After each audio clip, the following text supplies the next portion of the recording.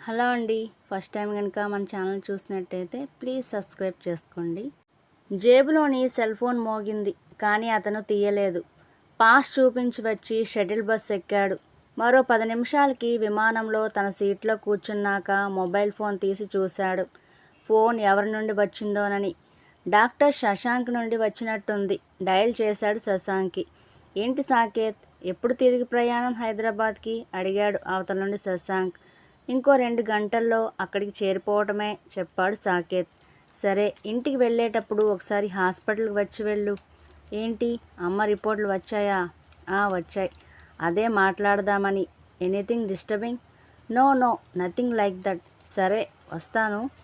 Lunch నీ దగ్గరే చెప్పి ఫోన్ కట్ చేసి కుర్చీలో వెనక్కి వాలాడు సాకేత్.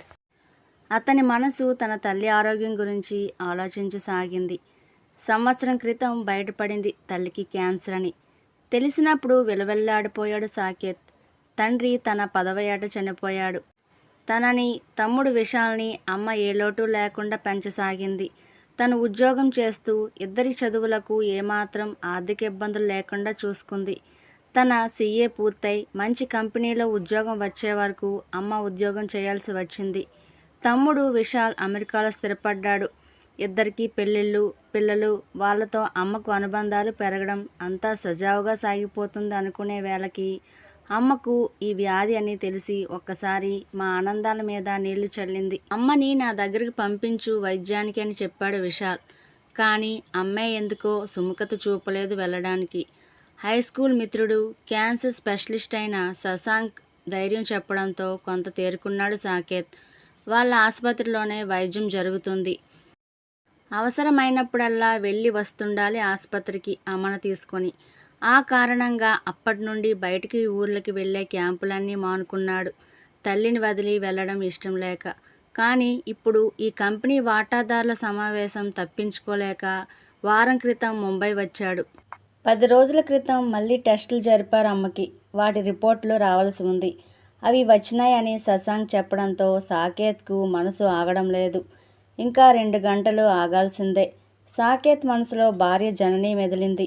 పెళ్ళైన కొద్ది నెలలకే జననీకి అత్తగారితో అనుబంధం బలపడింది. దానికి కారణం అమ్మ వ్యక్తిత్వం, జనని స్నేహగుణం. అమ్మకు క్యాన్సర్ అని తెలిసిన రోజున జనని కుమిలి కుమిలి ఏడుస్తూనే ఉంది.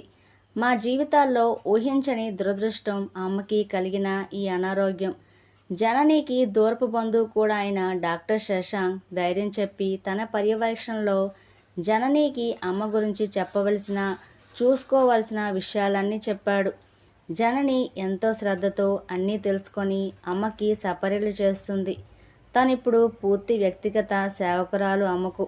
జననిలో ఇంత సేవాగుణం, నైపుణ్యం ఉన్నాయా అనిపిస్తుంది. సాకేత్ ఉన్న విమానం భూమిని వదిలి ఆకాశంలోకి దూసుకుపోతుంది. సాకేత్ ఆలోచనలు తల్లి ఆరోగ్య స్థితి చుట్టూనే తిరుగుతున్నాయి. జనని అమ్మకు అసౌకర్యం కలిగించేది ఏదీ ఉండకుండా చూసుకుంటుంది. అందులో భాగంగానే ఇంట్లో టీవీ, ఇంటర్కామ్, కాలింగ్ బెల్ అన్నింటి వాల్యూమ్ తగ్గించేసింది. ఆశావహ విషయాలు, సంతోషకరమైన సంగతులు మాత్రమే అమ్మకు తెలియనిస్తోంది. అమ్మకు ఇష్టమైన రచయితల పుస్తకాలు కొని చదివి వినిపిస్తుంది. పోషకాహార విషయంలో ఇంటర్నెట్లో శోధించి మరీ శ్రద్ధ తీసుకుంటుంది.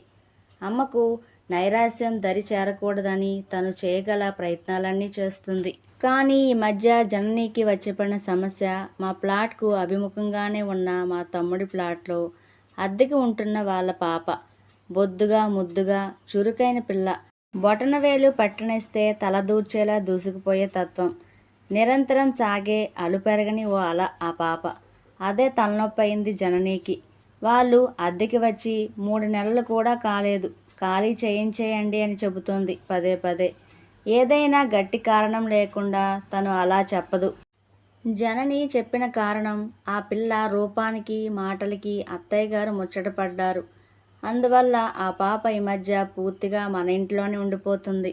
వేళ లేదు, పాలా లేదు. నిద్ర లేచిందంటే సరాసరి పక్క మీద నుండి మన ఇంటికి వచ్చేస్తుంది. తలుపు వేసి ఉంటే బెల్ల కొడుతుంది. అత్తయ్య గారు పడుకున్నారని చెబితే అప్పటికి వెళ్ళిపోయి 10 నిమిషాల్లో మళ్ళీ వచ్చి అమ్మమ్మ లేచిందా అని అడుగుతుంది. అత్తయ్య గారు కూడా ఆ పాపకు చనువిచ్చేశారు. అత్తయ్య చేత బట్టలు వేయించుకోవడం, తల దువ్వించుకోవడం చేస్తుంది. ఆమె కోసం ఉంచిన డ్రై ఫ్రూట్స్, పండ్లు సగం ఆ పాపే తినేస్తుంది. అత్తయ్య కూడా తను తినకుండా ఆ పాప ఏది కావాలంటే అదే ఇచ్చేస్తున్నారు. నాకది ఇష్టం లేదు అంటుంది జనని. ఆ పిల్లకి నేను వేరేవి ఇచ్చి అత్తయ్య గారివి ముట్టొద్దని చెప్పినా అవి ఇవి కలిపి రెండు స్వాహా చేసేస్తుంది. మన ప్లాట్ తలుపు తీసి ఉంచాలంటేనే భయమేస్తుంది. వాళ్ళ ఇంట్లో వాళ్ళు ఎందుకు అదుపు చేయరో అర్థం కావడం లేదు. మొదట్లో అత్తయ్య గారికి కొంచెం మనసు ధ్యాస మారే జ్ఞాపకం కదా అని సంతోషించాను. కానీ ఆ పిల్ల అమ్మా నాన్న పూర్తిగా వదిలేయడంతో వ్యవహారం అతి అయిపోయింది. ఒక్కోసారి అన్నం మన ఇంటికే తెచ్చుకొని తింటుంది. అత్తయ్య గారు వద్దనరు. అత్తయ్యనే కలిపి ముద్దలు పెట్టమంటుంది. ఆ పిల్ల చేత పద్యాలు చెప్పించడం, పాటలు పాడించడం, బొమ్మలు గీయించడం అత్తయ్య గారికి ఓ శ్రమ కలిగించే వ్యాపకం. ఒక్కోసారి అత్తయ్య గారు మధ్యాహ్నం వేళ పడుకునేటప్పుడు వస్తుంది. కథలు చెప్పమంటుంది. దానివల్ల అత్తయ్య గారు శ్రమకు, అసౌకర్యానికి గురవుతున్నారని నాకు తెలుసు. ఆమెకు విశ్రాంతి దూరమై బాగా అలసిపోతున్నారు. పూర్తి ఆరోగ్యంతో వయసులో ఉన్న వాళ్ళకే చిన్నపిల్లల్ని సాకడం అనేది శ్రమతో కూడిన పని. ఆ పిల్లని అత్తయ్య గారు అనవసరంగా భరిస్తున్నారు. ఒక్కోసారి అత్తయ్య గారే ఆ పిల్ల రాకపోతే ఇంటర్కామ్లో వాళ్ళకి ఫోన్ చేసి కనుక్కుంటుంది ఎందుకు రాలేదని. పోయిన నెలలో ఆ పిల్లకి జ్వరం వచ్చి 2 రోజులు రాకపోయేసరికి ఇక్కడ అత్తయ్య గారు విలవిల్లాడిపోయారు. ఫోన్లో తనకి తెలిసిన ఇంటి వైద్యం చేయించారు. తగ్గాక మళ్ళీ మామూలే. ఇలాగే కొనసాగితే అత్తయ్య గారి ఆరోగ్యం త్వరగా కుదుటపడడం కష్టం. ఒక్కోసారి నేనేమైనా తప్పుగా ఆలోచిస్తున్నానేమో అనిపిస్తుంది. కానీ ఆమెకు పూర్తి విశ్రాంతి అవసరమని శశాంక్ చెప్పాడు. ఆ పిల్ల మన దగ్గరలో ఉండగా అది కుదరదు అత్తయ్య గారికి. సాకేత్ విమానాశ్రయం నుండి సరాసరి శశాంక్ ఆసుపత్రికి వచ్చాడు చెప్పినట్లే. శశాంక్ రౌండ్లో ఉండటంతో అతని గదిలో కూర్చొని వేచి చూస్తున్నాడు. మరి కొద్దిసేపటికే శశాంక్ వచ్చాడు. వస్తూనే సాకేత్కి చెయ్యి కలుపుతూ, కంగ్రాట్స్ సాకేత్. అమ్మ రిపోర్ట్లన్నీ బాగున్నాయి. మంచి ఇంప్రూవ్మెంట్ ఉంది. ఇంత త్వరగా అమ్మ మెంటల్గా పాజిటివ్ రెస్పాన్స్ చూపిస్తుంది అనుకోలేదు. నాకైతే మిరాకిల్ అనిపించేటంతగా అమ్మ రికవరీ ఉంది. సంథింగ్ మిస్టీరియస్ రియల్లీ అన్నాడు శశాంక్ సొరుగులో నుండి ఫైల్ తీసిస్తూ. చూడు రిపోర్ట్స్ ఒకసారి అన్నాడు. రిపోర్ట్స్ తరచి చూసి నిజంగా ఆశ్చర్యంగానే ఉంది. God is great. మా ప్రార్థనలు విన్నాడు దేవుడు. ఇందులో జననీ పాత్ర ఎంతో ఉంది. అహర్నిశలు అమ్మ ఆరోగ్యమే తన ఆలోచన ఆనందంతో చెప్పాడు సాకేత్. ఇదంతా ఎంతో సానుకూల దృక్పథంతో ఉండే వాళ్ళకే సాధ్యం. అప్పుడే మందులు, వైద్యం బాగా పనిచేస్తాయి. వ్యాధి గురించి ఏమాత్రం ఆలోచన లేని వాళ్ళకు మాత్రమే ఇంత మంచి రికవరీ కనిపిస్తుంది. ఈ మధ్యకాలంలో అమ్మ తనకు బాగా ఇష్టమైన నచ్చిన పని ఏమైనా చేస్తుందా చెప్పు సాకేత్ అడిగాడు శశాంక్. క్రెడిట్ అంతా జననీకే. అమ్మని చిన్నపిల్లని చూసుకున్నట్లు చూసుకుంటుంది అని చెబుతూ ఒక్క క్షణం ఆగాడు సాకేత్. మళ్ళీ చెప్పడం మొదలుపెట్టి, చిన్నపిల్ల అంటే గుర్తొచ్చింది. మా ఎదురుగా ఉన్న మా తమ్ముడి విశాల్ ప్లాట్లోకి కొన్ని నెలల క్రితం ఫ్యామిలీ దిగింది. వాళ్లకు 2 ఏళ్ల పాప ఉంది. ఆ పాప అమ్మకు బాగా అలవాటైంది. అమ్మకు ఆ పాప మంచి కాలక్షేపం అయింది అని చెప్పాడు సాకేత్. అసలు కారణం అదే అమ్మ ఇంత మంచి రికవరీ చూపించడానికి. ఆ పాపతో అమ్మ గడపడంతో వ్యాధిని మర్చిపోయింది. అదే కావాలి మందుల గుణం చూపించడానికి.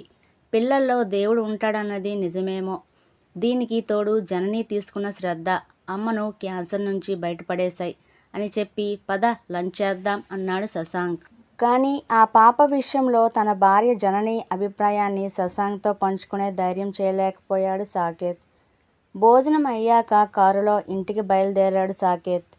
తల్లి రిపోర్ట్ల గురించి జననీకి తెలపాలని మనసు తప్పించింది. చెప్పడానికి ఫోన్ చేశాడు సాకేత్. జనని నీకో శుభవార్త. నేను మీకో శుభవార్త చెప్పాలి అంది. ఏంటది చెప్పు. పిల్లల హాస్టల్స్కి ఏమైనా సెలవిచ్చారా? పిల్లలు వస్తున్నారనుకుంటా అంతేనా? కాదు మరేంటి? ముందు మీరు చెప్పండి ఆ శుభవార్త ఏంటో. అమ్మ రిపోర్ట్లు వచ్చాయి. శశాంక్ దగ్గర నుంచే వస్తున్నా. అమ్మ వ్యాధి నుండి పూర్తిగా కోలుకున్నట్లే. అంతా దేవుడి దయ నిజంగా. అబ్బా ఎంత మంచి వార్త. అత్తయ్య గారు deserve this lead of life. అవును బాగా చెప్పావు. She deserve this blessing of God. అవును నువ్వేదో శుభవార్త చెప్తానన్నావు. అమ్మ గురించి నీకు ముందే తెలుసా? లేదు, నాకు తెలియదు. నేను చెప్పాలనుకున్న శుభవార్త దేవుడి దయ వల్ల విశాల్ ప్లాట్లో ఉంటున్న వాళ్ళు ఇవాళ ఉదయమే ఖాళీ చేశారు. సాకేత్ శరీరంలో కలిగిన కంపనానికి చేతిలోని సెల్ ఫోన్ జారి కింద పడింది.